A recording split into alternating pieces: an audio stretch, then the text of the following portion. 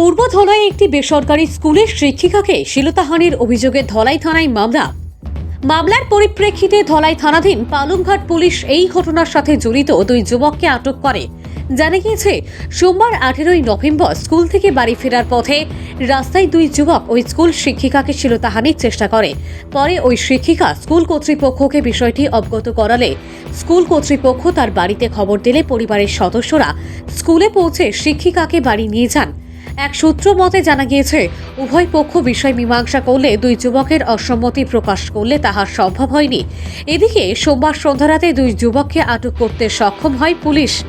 আটক দুই যুবক যথাক্রমে মেহবুব লস্কর বয়স 26 এবং আবু সালেহ বয়স 40। উভয়ই পনিরমুখ এলাকার বাসিন্দা। তাদের বিরুদ্ধে কঠোর শাস্তিমূলক পদক্ষেপ গ্রহণ করার জন্য এলাকাবাসীর তরফে পুলিশ প্রশাসনের কাছে আর্জি জানানো হয়েছে।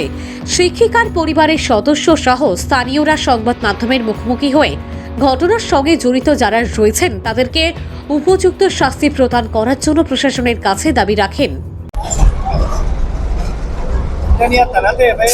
হ্যাঁ, থানাতে এটা নিয়ে এফআইআর দেওয়া হয়েছে। গতকালকে এফআইআর দেওয়া হয়েছে।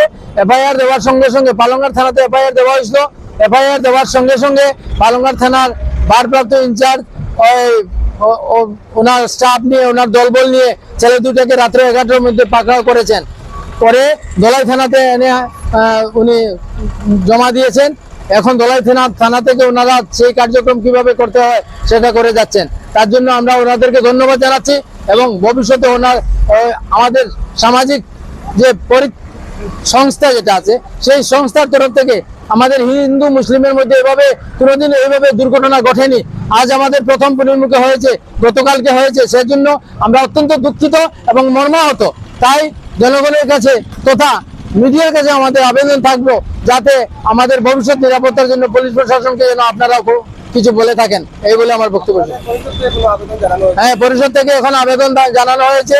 ধলাই ভারপ্রাপ্ত অফিসার অসি মহোদয়কে আমরা আমাদের ধলাই বাম ধলাই নবসূত্র সমাজ উন্নয়ন সংস্থা থেকে আমরা এখন একটা মেমোরেন্ডাম দিয়েছি যে ওই ছেলেদের উপযুক্ত শাস্তি হোক, এই বলে।